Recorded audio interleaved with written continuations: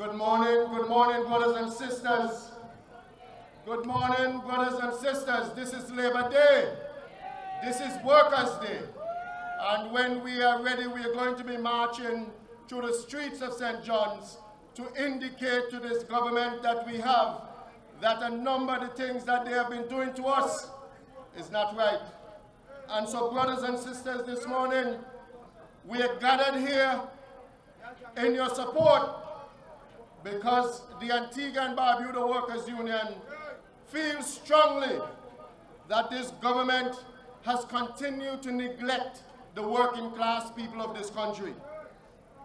That the government that is here today, the Antigua and Barbuda Workers Union and the working class throughout this country, we have no trust and we have no confidence in this government to take us out of the economic challenges that we have today. Brothers and sisters, the reason why we are marching today, the reason why we are holding the placards, and I want members to basically make sure that they hold a placard because we are sending a message to the government, because we are fighting for the cause of the working class in this country.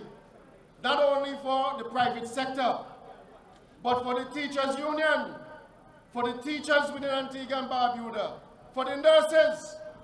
But we are saying, brothers and sisters, that we are fed up because the government continue to echo the sentiments.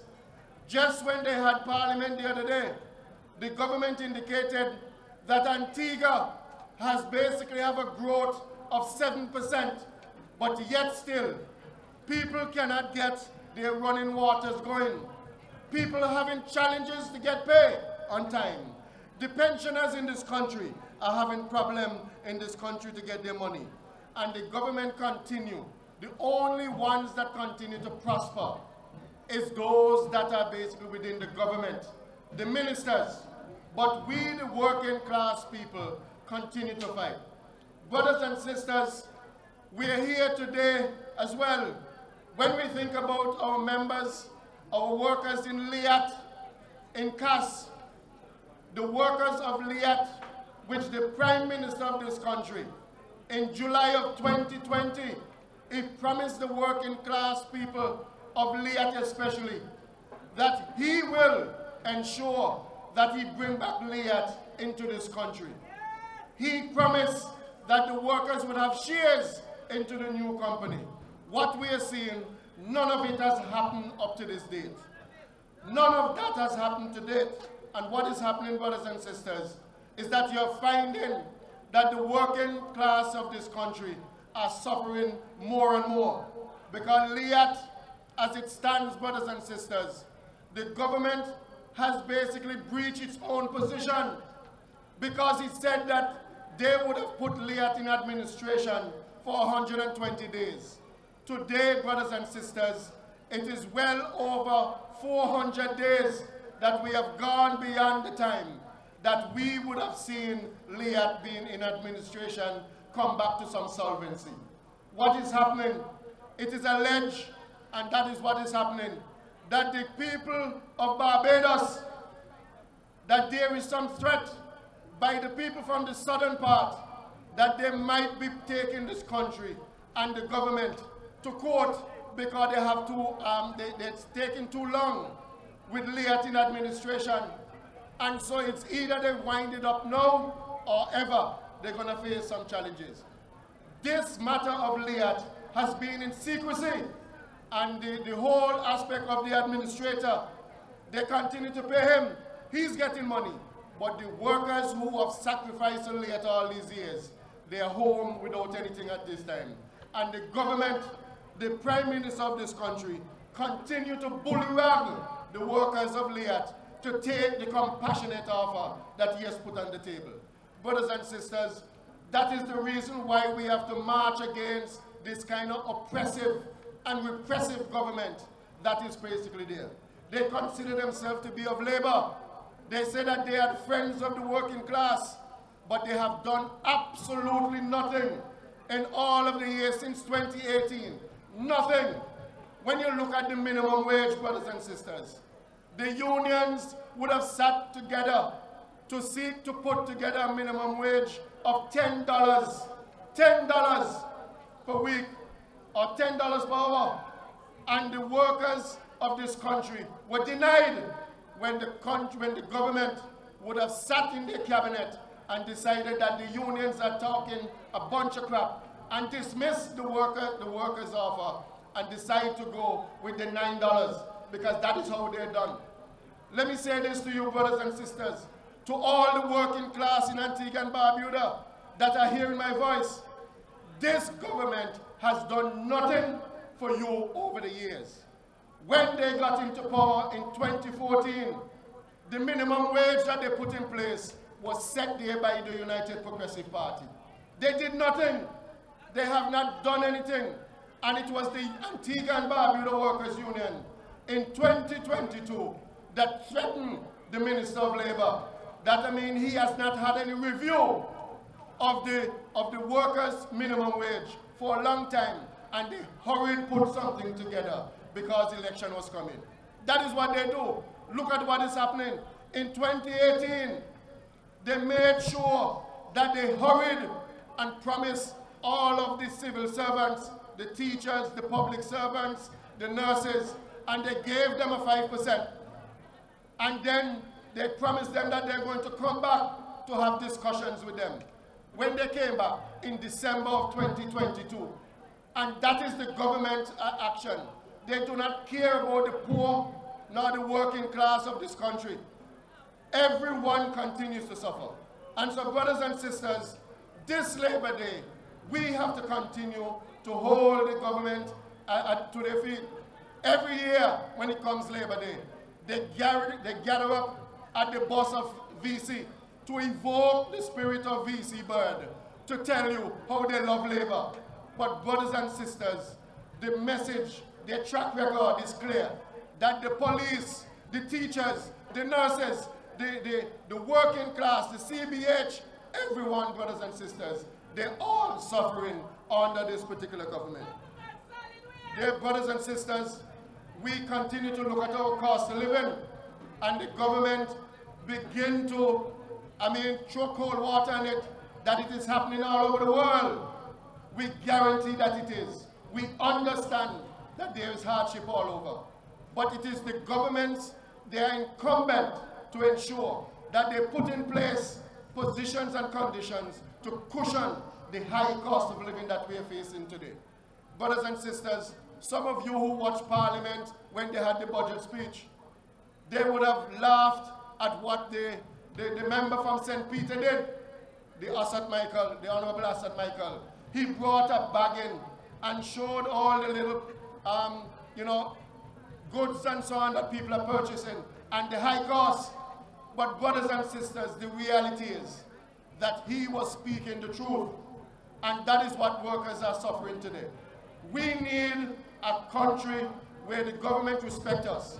We need a country where the government is going to call both labor, both employers and the government to sit down and navigate the waters of this perilous time for us to come up with conditions that is basically suitable for all of us.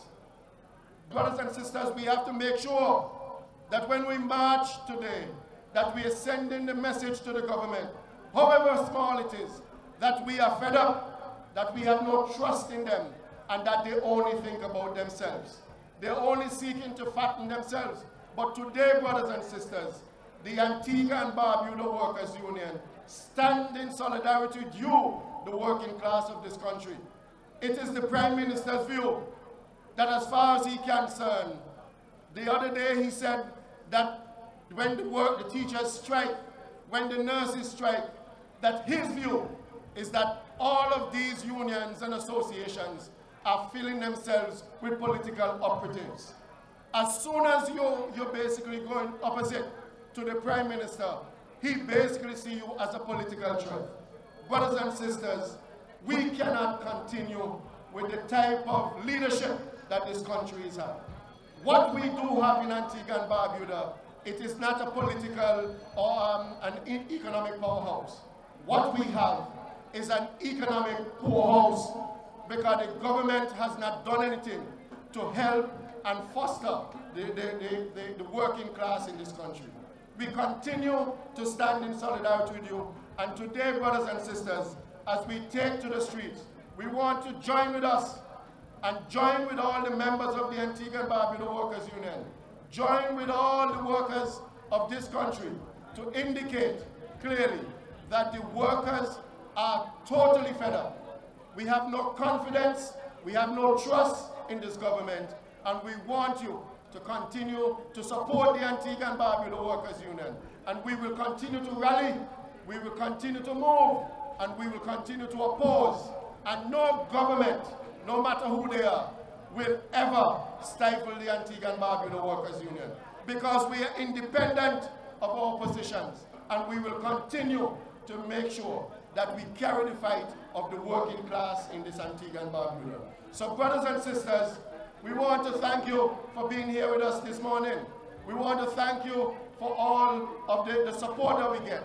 We remember the fallen brothers and sisters of this organization, the late Keithlin Smith, the late Sir George H. Walter, the late Malcolm Daniel, and the late Brother Crump, and the many other women who are within this organization that keep it going. We remember this morning our dear sister who is still here with us, Sister Lila Simon, and all the members of the Women Council who have carried this great organization to where it is today. So today, brothers and sisters, I stand on the shoulders of the stalwarts who started this organization in 1967.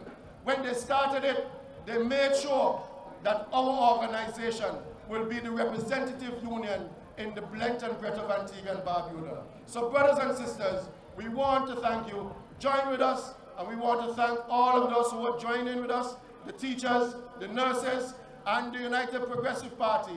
We want to thank you for showing your support and solidarity with the Antigua and Barbuda Workers Union. Before I leave, brothers and sisters, I cannot leave without making the appeal to the Minister of Labor that the time has come that we have the revision of the Antigua and Barbuda Labor Code in the Parliament to basically have a new law. We are calling on the Minister of Labor that this is the time that we need a new health and safety policy and a new and health and safety law in Antigua and Barbuda. 1951 Factory Act is too far. We need to repeal that. And so the minister must basically see that we bring that to fruition within the year. Brothers and sisters, finally, I am calling on the government to ensure that we put in place an unemployment fund, especially after the pandemic that has just finished. We want to make sure that the unemployment fund is there, that during even another pandemic hits, that we have something to take care of the working class in this country. Brothers and sisters, I just want to say thank you, and I just want to thank you for coming out. And I'm going to end by basically saying what my brother Anderson Edgell says, and he says, union, power, union, union. And that is where we are. Thank you, brothers and sisters. Let us have a safe and free and a very special Labor Day as we march. And we see you down at Fry's as we invite the family to bring the children and bring your young ones to enjoy in the Bound Castle and activities of the Antigua and Barbuda Workers Union. So let us march through St. John's, and we will welcome you. Thank you, brothers and sisters, and we will